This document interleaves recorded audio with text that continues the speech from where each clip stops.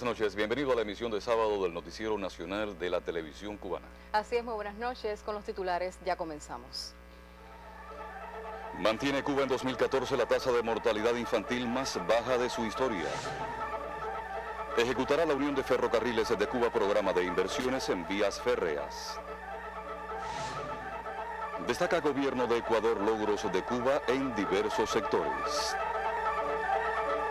Cuba mantuvo al cierre del 2014 la tasa de mortalidad infantil más baja de su historia, 4,2 por cada 1000 nacidos vivos, cifra que la ubica entre las naciones del mundo con más bajo indicador. Varias provincias del país se encuentran por debajo del índice nacional, mientras en 24 municipios no ocurrieron defunciones infantiles. Cienfuegos y el municipio especial Isla de la Juventud alcanzaron las tres cifras de 3,0, seguidas por Pinar del Río y Villa Clara con 3,1 y 3,2 respectivamente. Ciego de Ávila y Artemisa arrojaron los números más elevados con 6,2 y 6,1 fallecidos por cada 1000 nacidos vivos. La atención a los bebés prematuros y con bajo peso al nacer es una de las fortalezas del programa materno-infantil cubano y que permite mantener por varios años indicadores de prestigio a nivel mundial.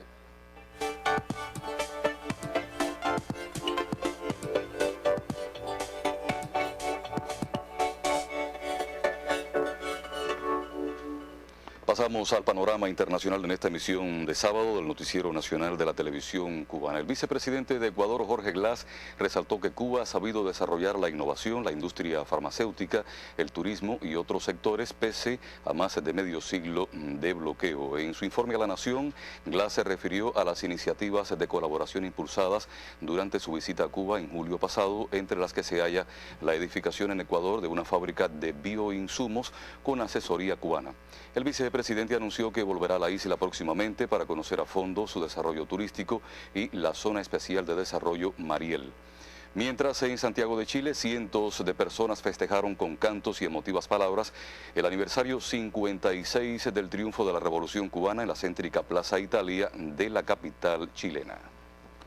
Argentina, por su parte, reiteró hoy su reclamación por la soberanía de las Islas Malvinas al cumplirse el aniversario 182 de la ocupación británica a ese archipiélago ubicado en el Atlántico Sur. En aquel momento, las fuerzas del Imperio Británico desalojaron a la población y a las autoridades argentinas y las reemplazaron por súbditos de la potencia ocupante, situación que se mantiene hasta ahora. Y un grupo de yihadistas secuestraron en Libia a 20 cristianos egipcios en los últimos días, dijo este sábado una fuente cercana al gobierno libio. Veamos. Por el hecho se responsabiliza a la organización Ansar al-Sharia, catalogada el mes pasado como terrorista por el Consejo de Seguridad de la ONU debido a sus vínculos con Al-Qaeda y por gestionar campos de entrenamiento para el Estado Islámico.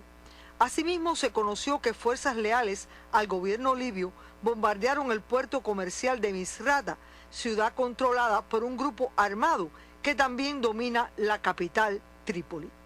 Además, se reportaron combates cerca de la mayor terminal marítima libia de exportación de petróleo al este del país, como parte de los choques entre tropas leales a los dos gobiernos enfrentados en Libia, tras la intervención extranjera contra Muammar el-Gaddafi en 2011. Daisy Gómez, Redacción Internacional. Esta noche y la madrugada de mañana se presentará la primera lluvia de estrellas de 2015, conocida como las cuadrántidas. Será la más activa de este año. Según el Instituto de Astronomía de la Universidad Nacional de México, el fenómeno se observará en todo el mundo y se apreciarán hasta 120 meteoros por hora, aunque la luna podría limitar su visualización.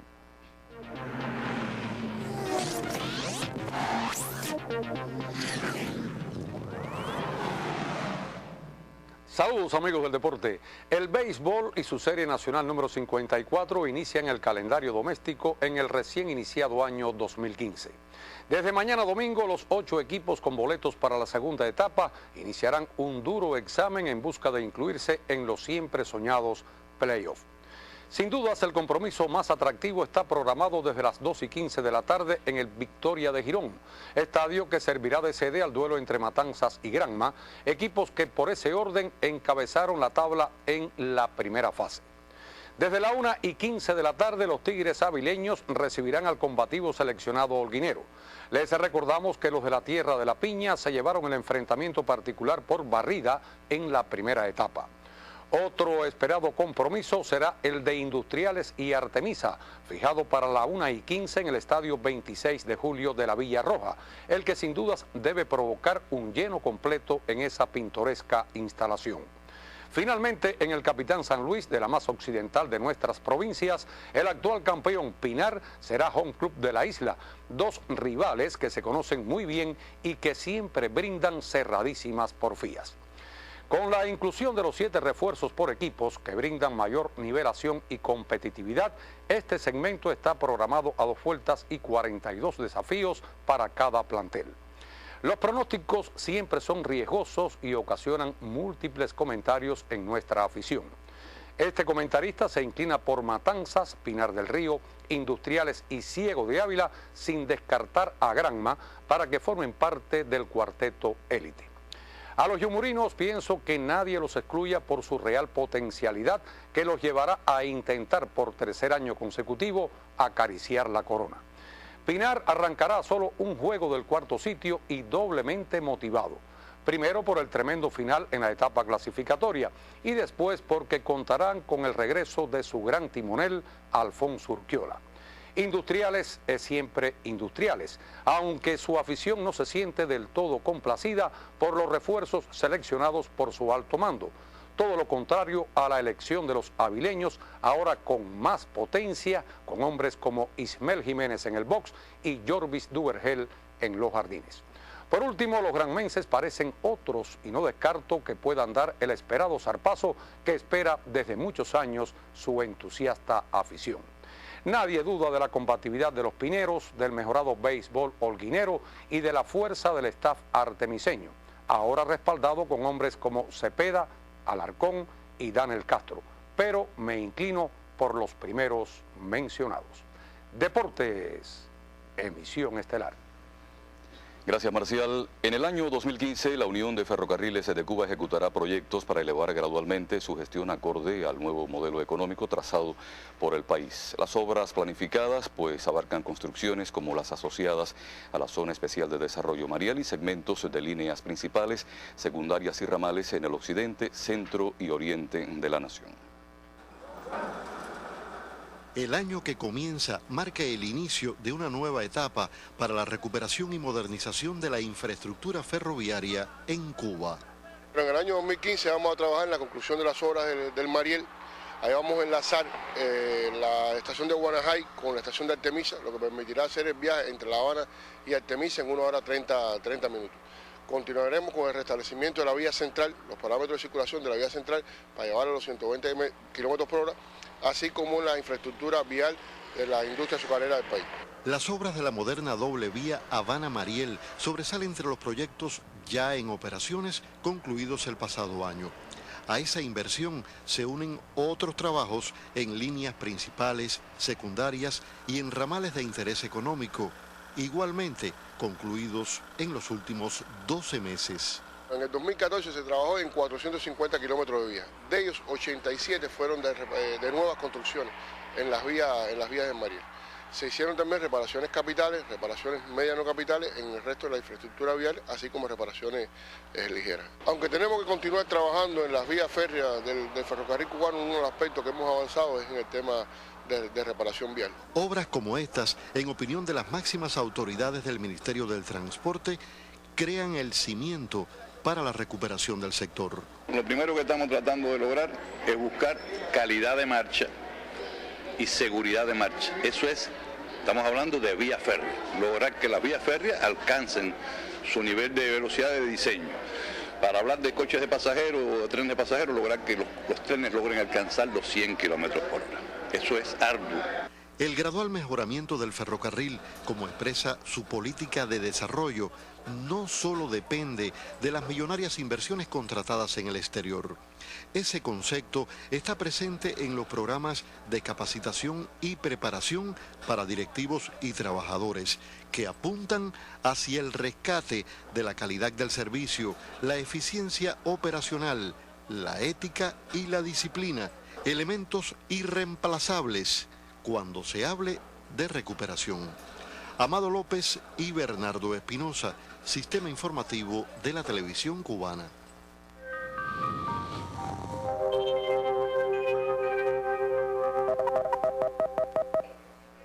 Buenas noches. Continuamos con muy buen tiempo, sobre todo a Cuba, calor y escasas lluvias. Observen en la imagen de satélite cómo predomina poca nubosidad sobre gran parte de nuestro país, solo algunos nublados hacia zonas de la costa norte oriental, y esto se debe a la marcada influencia de las altas presiones que se van a mantener durante el día de mañana. Por lo tanto, se pronostica un amanecer parcialmente nublado y son posibles aislados chubascos hacia zonas de la costa norte oriental. Las temperaturas mínimas en la madrugada estarán entre 19 y 22 grados Celsius. Por la tarde continuará parcialmente nublado con escasas lluvias, son posibles aislados chubascos hacia la zona norte oriental. Las temperaturas máximas continuarán elevadas con valores de 29 y hasta 32 grados Celsius en Granma, Santiago de Cuba y Guantánamo. Los vientos soplarán de región este en todo nuestro país con velocidades entre 10 y 25 kilómetros por hora que llegarán a 30 kilómetros por hora en zonas de la costa norte oriental. Habrá marejadas con peligro para las embarcaciones menores en ambos litorales orientales y oleaje en el resto de nuestras costas, que disminuirá a poco oleaje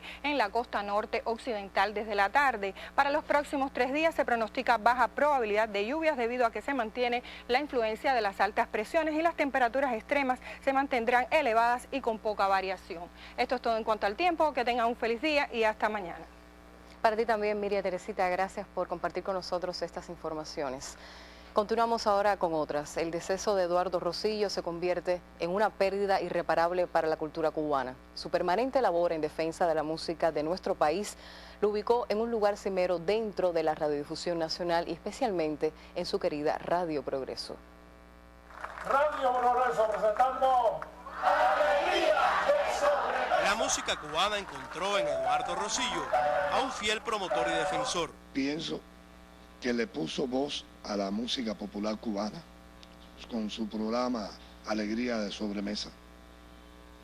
Hay agrupaciones, la Aragón, que es la agrupación huésped permanente de Alegría de Sobremesa, es imposible no asociarla a la voz de Rosillo. Más allá de la locución, Rosillo se convirtió en un especialista de la música cubana. El músico no es solamente el que la hace tocando o cantando o componiendo.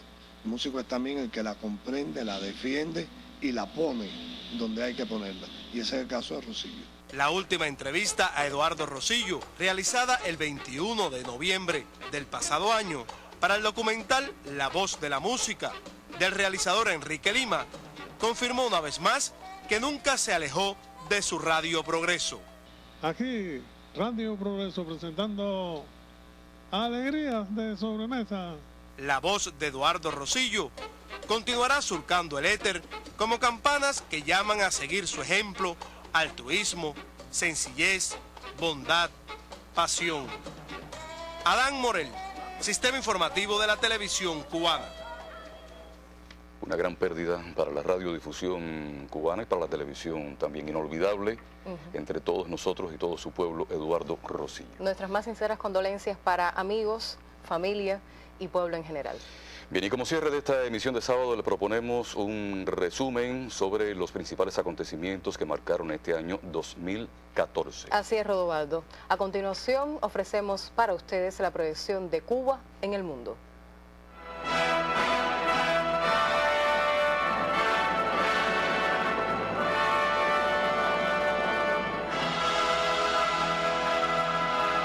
En el año 2014 la historia de nuestro hemisferio dio un giro inesperado y bienvenido. Las relaciones entre Cuba y Estados Unidos lograron saltar un muro de hostilidad y se hizo posible el diálogo político. Regresaron los 5 a la patria, se habló de establecer embajadas y se anunciaron un grupo de medidas de futura cooperación bilateral que resultarán beneficiosas para nuestro pueblo. Otra serie de eventos marcaron igualmente la proyección internacional de Cuba y su revolución. Desde el exitoso desarrollo de la cumbre de la CELAC hasta el impacto del enfrentamiento cubano al ébola. Por ello, dedicaremos los próximos minutos a recordar los principales acontecimientos de talla mundial en los que la mayor de las Antillas fue protagonista activa. Acompáñenos. La Habana fue la capital de la integración regional a finales de enero. La casi totalidad de los jefes de Estado y de gobierno de los 33 países al sur del Río Bravo se dieron cita en la capital cubana para celebrar la segunda cumbre de la Comunidad de Estados Latinoamericanos y Caribeños, CELAC. Realizada en el aniversario 161 del natalicio de José Martí, la reunión de La Habana fue ante todo la victoria del pensamiento emancipador de los próceres latinoamericanos frente a las acciones hostiles de Estados Unidos, que intentó infructuosamente, primero, impedir la realización del encuentro y luego disminuir su trascendencia. La reunión fue el colofón del exitoso desempeño de Cuba al frente de la presidencia temporal de la CELAC. En ese periodo, la mayor de las Antillas desplegó una vigorosa actividad en las más diversas esferas, que posibilitó avanzar en la construcción de un espacio de diálogo y concertación política y una mejor inserción de la región en el ámbito internacional. 28 declaraciones fueron aprobadas por consenso en una señal inequívoca de unidad y como muestra de la capacidad negociadora y el liderazgo de Cuba. Al combate a la pobreza y la desigualdad se dedicó esta cumbre, tema impostergable en una región en la que hoy viven unos 50 millones de pobres. En ese sentido, la declaración final reafirmó la necesidad de impulsar políticas económicas que favorezcan la productividad y el desarrollo sostenible y trabajar para fortalecer el orden económico mundial en beneficio de los países del área. Entre los acuerdos de la cita de La Habana, descuella por su importancia la declaración de América Latina y el Caribe como zona de paz. Como muestra de su firme compromiso con el desarme nuclear y la paz, América Latina fue la primera en el mundo en establecer, mediante el Tratado de Tlatelolco, una zona libre de armas nucleares.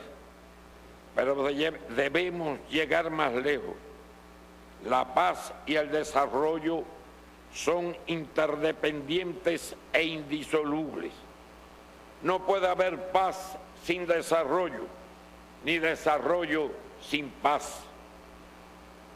Por eso nos hemos propuesto proclamar a nuestra región como una zona de paz que destierre para siempre la guerra, la amenaza y el uso de la fuerza, en la que los diferendos entre nuestros países se resuelvan por nosotros mismos, por vías pacíficas y de negociación conforme a los principios del derecho internacional.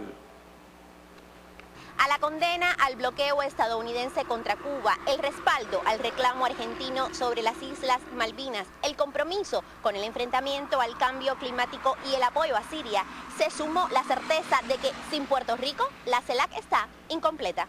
La cumbre volvió a evidenciar la incompetencia de la OEA como organización continental.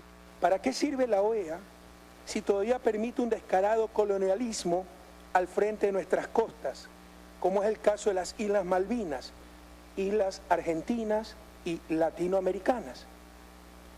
¿Cuál es el rol de la OEA en nuestra nueva América si no solo permite, sino que incluso tiene su sede en el país del criminal bloqueo a Cuba, que rompe toda la carta fundacional de la OEA, el derecho internacional y los derechos humanos? La CELAC dejó clara la disposición de sus miembros a ampliar la cooperación con otros países y grupos regionales. La creación de un foro CELAC-China apostó por configurar una relación integral, completa y equilibrada con el gigante asiático. El bloque abogó también por fortalecer los vínculos con Rusia, Japón, Turquía, Corea del Sur, los BRICS y el Consejo de Cooperación del Golfo. Al término de la cumbre, Costa Rica asumió la presidencia de la comunidad, responsabilidad que ejerció a lo largo de 2014. Fueron 2 días de intensos debates en los que la nota común entre la gran mayoría de los oradores fue la gratitud a Chávez y a Fidel, principales artífices de una organización que entre sus principales retos se propone continuar el esfuerzo diario para que la integración en todos los niveles pueda producirse. Creo que debemos construir una agenda muy clara, muy concreta, porque si hemos podido llegar a esto en 10 años, con todas las dificultades, con todos los obstáculos, con todas las divisiones que se quisieron crear entre nosotros, con las presuntas divisiones entre los buenos y los malos, entre el bien y el mal. Acá veo, diviso a muchos que fueron calificados como ejemplares del mal sentados aquí y sin embargo ayudaron tantísimo a tantos países de la América del Sur como fue el presidente Hugo Chávez y hoy lo sigue Nicolás Maduro. Creo que podemos realmente hacerlo. Y esa disposición se evidenció apenas unos meses después, cuando los miembros del cuarteto de la CELAC, junto a otros integrantes del bloque, se reunieron en julio con el presidente chino Xi Jinping para materializar lo acordado en La Habana. El encuentro se produjo en Brasilia, un día después de la 6ª cumbre del Grupo BRICS, en la que también participaron mandatarios latinoamericanos y caribeños. La reunión puso de manifiesto la voluntad de ambas partes por impulsar una cooperación integral más allá de las peculiaridades individuales, que se caracterice por la equidad, el beneficio mutuo y el desarrollo común. Los países de la América Latina y el Caribe, que contamos con una proporción importante de las reservas minerales, la segunda reserva petrolera y 1/3 de las reservas mundiales de agua dulce, tenemos el desafío de trabajar por la industrialización de nuestros recursos naturales y agrícolas, de incrementar y diversificar las exportaciones, en particular de bienes de mayor valor agregado, y por alcanzar una balanza comercial más equilibrada, en lo que pueden desarrollar un papel de importancia los vínculos con la República Popular China. El Grupo de los 77 más China cumplió 50 años en 2014. Para celebrarlo, este mecanismo de concertación, el más grande del tercer mundo en la ONU, realizó una cumbre extraordinaria los días 14 y 15 de junio en la ciudad boliviana de Santa Cruz de la Sierra. La cita estuvo encabezada por el mandatario boliviano Evo Morales, también presidente del grupo. En su declaración final, los 133 países miembros priorizaron la erradicación de la pobreza como objetivo central y conductor de la agenda de desarrollo después de 2015. Asimismo, ratificaron los principios de unidad, complementariedad y solidaridad en la construcción de un nuevo orden mundial que pretende restablecer un sistema más justo y democrático en beneficio de los pueblos. La reunión abordó, entre otros temas, los efectos del cambio climático, la atención de las necesidades de los pequeños estados insulares, el rechazo de leyes y reglamentos con efecto extraterritorial. Cuba se honró en 2014 con la visita de un número importante de jefes de Estado, primeros ministros, vicepresidentes, cancilleres, parlamentarios y otras importantes personalidades del mundo. Vale mencionar la presencia en La Habana de los mandatarios de Rusia, Vladimir Putin, y China, Xi Jinping, en un acercamiento de vínculos políticos y económicos de las dos grandes potencias a nuestro país y también a América Latina, lo que evidenció una reconfiguración de la geopolítica mundial con el consecuente declive de la primacía de Estados Unidos y Europa en la región. Las visitas de alto nivel y ministeriales contribuyeron a materializar acuerdos beneficiosos y concertar posiciones comunes en la arena internacional. 3 de las más significativas, por lo que pueden representar para el futuro de las relaciones bilaterales entre Cuba y la Unión Europea, fueron las de los titulares de Exteriores de Reino Unido, Francia y España. También estuvieron en la isla altos funcionarios de organizaciones internacionales. Tal es el caso de las directoras de las organizaciones Panamericana y Mundial de la Salud y de la secretaria general de la Comisión Económica para América Latina y el Caribe, CEPAL. Particular trascendencia tuvo la visita del presidente de la Cámara de Comercio de Estados Unidos, lo cual, junto a declaraciones de otras figuras de la política norteamericana y un grupo de editoriales en importantes periódicos de ese país que criticaron la ineficacia del bloqueo, evidenciaron los primeros síntomas de estar allanándose el camino para el cambio en las relaciones norteamericanas con Cuba, que finalmente se dio antes de concluir el año.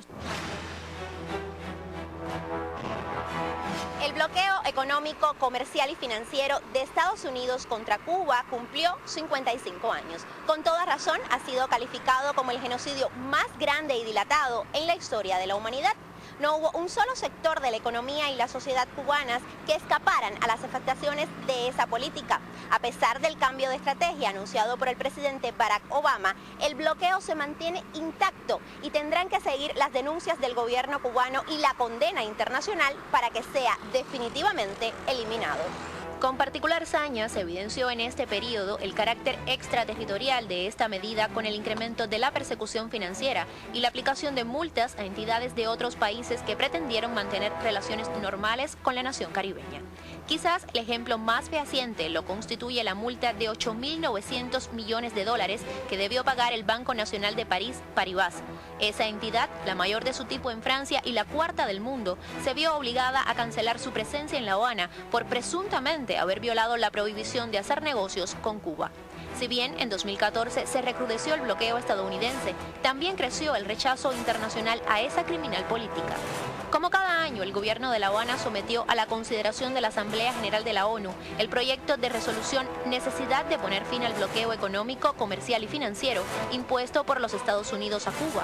Un pormenorizado informe sobre las afectaciones que ha causado la guerra económica de Washington contra la isla por más de 5 décadas. El embargo contra Cuba por parte de los Estados Unidos viola los principios de la Carta de las Naciones Unidas y las normas del derecho internacional.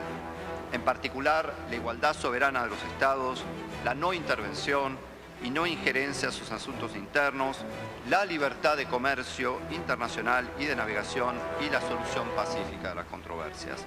Podrán temporalmente bloquear el flujo financiero, podrán temporalmente perjudicar el comercio exterior, podrán temporalmente impedir que lleguen medicamentos a Cuba, pero jamás podrán bloquear la independencia, la soberanía, la rebeldía, la absoluta solidaridad del pueblo cubano. Muchas gracias, Cuba. Hasta la victoria siempre. El 28 de octubre, el mundo envió a la Casa Blanca una inequívoca señal.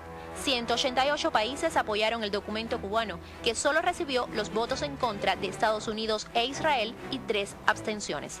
El bloqueo daña a Cuba, pero daña también a los Estados Unidos. La absurda y ridícula inclusión de Cuba en la lista de estados patrocinadores del terrorismo internacional, que sirve para justificar sanciones financieras adicionales, desprestigia a Estados Unidos. Podemos vivir y relacionarnos de forma civilizada dentro de nuestras diferencias. Cuba nunca renunciará a su soberanía ni al camino libremente escogido por su pueblo para construir un socialismo más justo y eficiente, próspero y sostenible. Tampoco desistirá en la búsqueda de un orden internacional distinto, ni dejará de luchar por el equilibrio del mundo. Y es que cada vez son más las voces, incluso dentro de la nación norteña, que exigen finalizar las férreas medidas coercitivas en el ámbito económico que frenan el desarrollo de la isla caribeña. En mayo, otro importante evento evidenció el reconocimiento a Cuba en la arena internacional. A instancias de la región de las Américas, la nación caribeña presidió la Asamblea Mundial de la Salud, que reunió a más de 3.000 representantes de los 194 países miembros de esa entidad de la ONU en su sede de Ginebra, Suiza. Las razones, el enorme prestigio de la medicina cubana y su impresionante contribución al enfrentamiento y prevención de problemas sanitarios a nivel global. Durante una semana, el ministro cubano de Salud Pública encabezó las sesiones de trabajo de la reunión, que examinó y llegó a acuerdos en importantes temas, como la estrategia de lucha contra la tuberculosis, el programa de vacunas para el próximo decenio, las hepatitis, la respuesta a las enfermedades no transmisibles y el impacto del cambio climático en el incremento de algunos males. Las máximas autoridades de la OMS felicitaron al titular cubano por la conducción de la asamblea y expresaron la disposición a trabajar en conjunto por asegurar la calidad de la salud en todo el mundo. El 20 de junio, la Organización Mundial de la Salud encendía sus alarmas por todo el planeta. El brote de ébola, que se había iniciado en diciembre de 2013 en Guinea-Conakry, se había convertido en el más letal de la historia y avanzaba sin control por África Occidental. El 8 de agosto, la OMS declaraba la emergencia de salud pública internacional y reconocía que los países afectados no tienen la capacidad para enfrentar la enfermedad por sí solos y que la seguridad sanitaria colectiva depende de ayudarlos a contenerla. Apenas un mes después, Cuba respondía al pedido del organismo internacional. El 12 de septiembre, en conferencia de prensa efectuada en Ginebra, el ministro de Salud, Roberto Morales, anunciaba el envío de personal médico a combatir la mortal enfermedad. El gobierno cubano, como lo ha hecho siempre en estos 55 años de revolución, ha decidido participar en este esfuerzo bajo la conducción de la Organización Mundial de la Salud para enfrentar la dramática situación que hoy se tiene en África Occidental. La ayuda que brindaremos se hará a través de la Organización Mundial de la Salud con recursos humanos seleccionados a partir de todos los que voluntariamente han expresado su disposición para trabajar de conjunto, codo a codo, con médicos de cualquier país que se decida, incluidos los Estados Unidos. La decisión cubana impactó profundamente en la comunidad internacional. El secretario general de la ONU, Ban Ki-moon, agradeció la iniciativa en conversación telefónica con el presidente Raúl Castro. La directora de la OMS no vaciló en afirmar que era la mayor contribución de personal de atención realizado por un país para ayudar a controlar la epidemia. El alcance sin precedentes de la enfermedad llevó al Consejo de Seguridad de la ONU a realizar el 18 de septiembre una sesión de urgencia para analizar la acción global frente a la epidemia, que ya constituía una amenaza para la paz y la seguridad mundiales. El órgano adoptó por unanimidad una resolución en la que solicita a la comunidad internacional y especialmente a los países de la región movilizar y ofrecer con urgencia los recursos tácticos y la capacidad médica para responder de manera inmediata al letal brote. En la reunión, Cuba reiteró su posición solidaria en el combate al ébola. En esta batalla contra el ébola, que debe ser de todos, el gobierno de Cuba decidió mantener su cooperación y extenderla a los países más afectados, que ya han sido informados. En el resto de la región no afectada por el ébola y donde tenemos, como ya he dicho, más de 4.000 colaboradores de la salud, estamos dispuestos a ayudar en la prevención de esta enfermedad. La respuesta de Cuba ratificó los valores solidarios que han guiado a la revolución cubana. No dar lo que nos sobra, compartir lo que tenemos. El 20 de octubre, en una cumbre extraordinaria celebrada en La Habana, la Alianza Bolivariana para los Pueblos de Nuestra América, ALBA-TCP, aprobó un plan de acción para combatir y proteger de la enfermedad a los países miembros.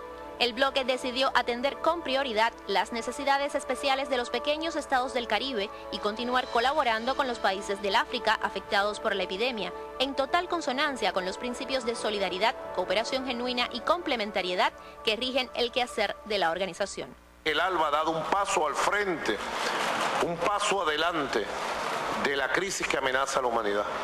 Creo que es un buen ejemplo y pudiéramos, y así lo propongo, pudiéramos de manera inmediata proponer a la presidencia pro tempore de la CELAC, Costa Rica, nuestra hermana Costa Rica, que se convoque de manera inmediata a una reunión de las más altas autoridades de salud y muchas de las propuestas que vamos a trabajar aquí, más otras, sean llevadas para coordinar toda nuestra gran región de América Latina y el Caribe.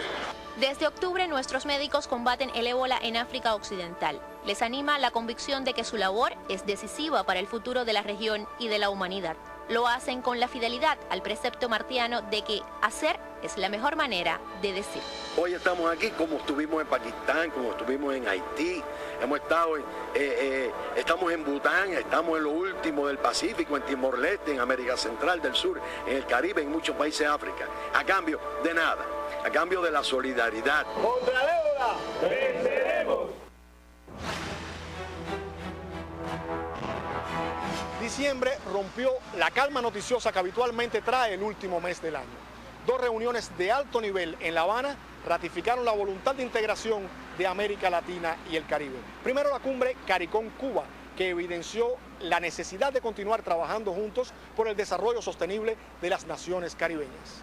La cita de Cuba y los estados que conforman la CARICOM fue un encuentro entre hermanos, pues además de compartir similitudes geográficas, hay historias de colonización, luchas independentistas y desafíos comunes. Otra vez Haití estuvo en el centro del debate por el compromiso de todos los países caribeños de contribuir a resarcir el dolor y la pobreza de esa pequeña nación. Los participantes pactaron trabajar por el desarrollo del comercio y las inversiones. En ese sentido, actualizar y revisar el acuerdo de comercio y cooperación que permitirá el libre acceso con arancel cero a un número importante de productos. estuvo presente el agradecimiento a la ayuda solidaria de Cuba en la formación de recursos humanos y la voluntad manifiesta de nuestro gobierno de continuar prestando colaboración profesional y servicios de atención educativa, deportiva, cultural, sanitaria y en otras muchas áreas. Hubo consenso en estrechar la cooperación para enfrentar las consecuencias del cambio climático y de la crisis económica global.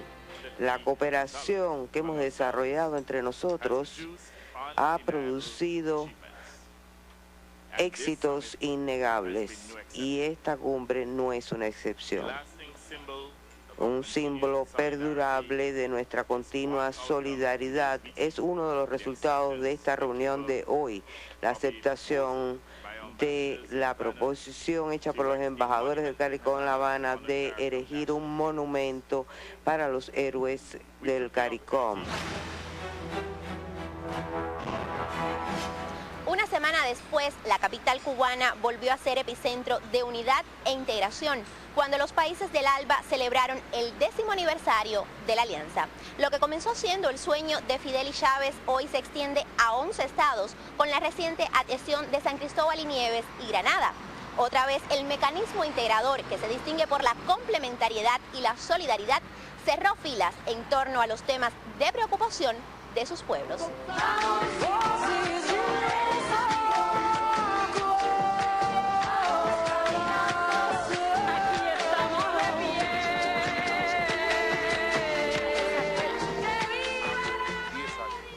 En 10 años de existencia, el ALBA ha demostrado la fortaleza de la unidad y de las relaciones basadas en la complementariedad y no en la competitividad. La cita de La Habana reunió a los líderes que hoy tienen la responsabilidad de echar hacia adelante los proyectos de la alianza, que tienen como denominador común el beneficio compartido entre los pueblos de la América nuestra. No pudo faltar el homenaje a los artífices, a los creadores del nuevo amanecer integracionista. Saludo especial a Fidel y a todos que impulsaron este gran movimiento de integración. Integración es sinónimo de liberación. La liberación es solución a nuestros pueblos de América Latina y el Caribe. Ojalá sea para todo el mundo. Toda la ternura de este amigo desparramada en la brisa de un pueblo que habían dormido, de una América hecha trizas. Nadie piensa que se ha ido, fue un momentico a la misa y va a volver con Sandino, con el Che Martí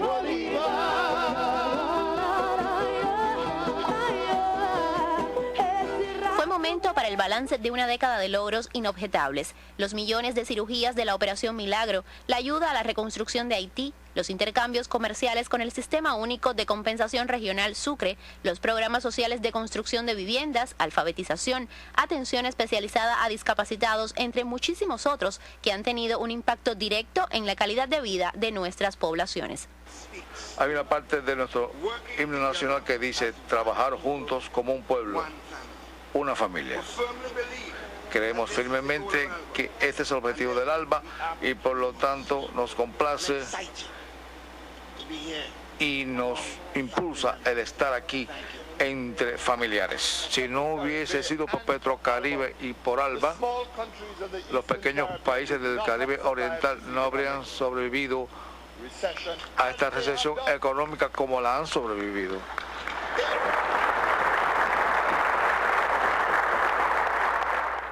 En el ámbito político, el ALBA ha demostrado unidad de criterios ante las situaciones conflictuales de la región. Contundentes pronunciamientos ante la injerencia estadounidense en Venezuela y los actos de violencia de la derecha en la nación bolivariana. Igualmente, el rechazo al bloqueo contra Cuba y la solidaridad con el reclamo argentino sobre las Malvinas. Una extensa declaración final de 43 puntos puso en blanco y negro el compromiso de los miembros de la alianza con cada una de las metas, tanto en lo político como en lo económico y social. Desde ya se trazaron nuevas estrategias para echar a andar el engranaje del Banco del ALBA y lograr la necesaria independencia financiera. También se perfiló la zona económica complementaria, que suma a otros mecanismos afines como Petrocaribe y Mercosur. Sin dudas, una propuesta que amplía los alcances del desarrollo comercial bajo principios de justicia y equilibrio. Pero la noticia del año fue, sin dudas, el anunciado restablecimiento de relaciones diplomáticas entre Cuba y Estados Unidos. Un giro necesario en una historia de hostilidad, chantajes y presiones de 11 administraciones norteamericanas contra la isla caribeña y que comienza a cambiar aunque se mantengan diferencias políticas de fondo. Fue una jornada histórica la del 17 de diciembre, cuando se produjeron las alocuciones simultáneas del presidente cubano y del mandatario estadounidense. Raúl le daba a los cubanos una noticia muy conmovedora. Se había hecho justicia con los 5 y habían regresado a su patria los 3 hijos que faltaban en sus hogares, Tony, Ramón y Gerardo. La enorme alegría de sus familiares y de todo nuestro pueblo, que se movilizó infatigablemente con ese objetivo, se extiende entre los cientos de comités y grupos de solidaridad, los gobiernos, parlamentos, organizaciones, instituciones y personalidades que durante estos 16 años reclamaron e hicieron denodados esfuerzos por su liberación. Pero la alegría no se quedaba allí. No era la única sorpresa del día.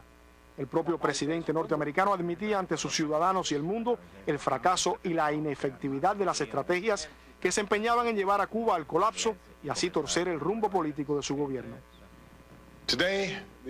Hoy los Estados Unidos de América están cambiando sus relaciones con el pueblo cubano. Y los cambios más significativos en nuestras políticas en más de 50 años. Vamos a ponerle fin a un enfoque desactualizado que ha fallado en nuestros intereses, y en su lugar vamos a comenzar a normalizar las relaciones entre nuestros dos países. A través de estos cambios pretendemos crear más oportunidades, tanto para el pueblo cubano como estadounidense, y comenzar una nueva era entre las naciones de las Américas. Se conoció entonces que el Papa Francisco ayudó en las negociaciones que duraron 18 meses en secreto y con el apoyo también del gobierno de Canadá. El acontecimiento retumbó en el mundo entero. La noticia colmó titulares, editoriales y espacios de análisis de todos los continentes. Y como balance del hecho, la recepción no pudo ser más positiva. La idea de que Obama hizo lo correcto primó por encima de un minúsculo grupo de recalcitrantes opositores que insisten infructuosamente en revivir la Guerra Fría. Y aunque lo principal, el levantamiento del bloqueo, no se ha resuelto todavía, ambos presidentes expusieron a la opinión pública la intención de potenciar el diálogo por encima de los desacuerdos. Los progresos alcanzados en los intercambios sostenidos demuestran que es posible encontrar solución a muchos problemas. Como hemos repetido, debemos aprender el arte de convivir de forma civilizada con nuestras diferencias. Yo creo que podemos hacer más para apoyar a la gente de Cuba y promover nuestros valores interactuando con ellos. Estos 50 años han demostrado que el aislamiento no funciona. Ha llegado la hora de un nuevo enfoque. Lo cierto es que iniciamos el año 57 de la Revolución con la satisfacción de haber ganado grandes batallas políticas, el regreso de los 5 y el anuncio por Estados Unidos de su disposición a poner fin a la obcecada política de aislamiento y asfixia que había mantenido contra Cuba por más de 50 años. 2014 da paso entonces a un año lleno de expectativas para los cubanos. Comienza un nuevo periodo de reconocimiento y búsqueda de confianza entre nuestro país y el vecino del norte. La normalización de los vínculos políticos y económicos centrará los meses por venir. Será decisiva la ya posible participación de Cuba en la Cumbre de las Américas. Demos la bienvenida entonces a un 2015 que augura una ardua carrera diplomática hacia la concreción de las verdaderas transformaciones entre Washington y La Habana, y donde seguirá siendo decisivo el apoyo de los países latinoamericanos. Concluimos deseándole a nuestro pueblo y a todos los pueblos del mundo un feliz año 2015.